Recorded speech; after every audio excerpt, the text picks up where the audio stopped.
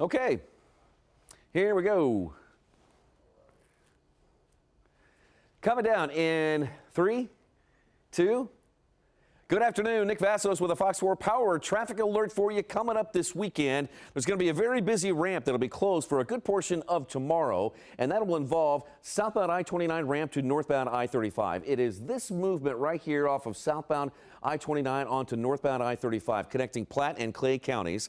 Tomorrow morning at 6 a.m. all day long until Sunday in the early morning hours of 6 a.m. That ramp will go away. One of the easier detours is to hop off at Davidson, take it down to Parvin Road, go eastbound through the traffic circle, and then northbound on Northeast Antioch, and then boom, you're back on a northbound I-35 over the weekend. All right, here is, this is kind of the general area of where that ramp is located. They moved the camera off here, so we'll move on.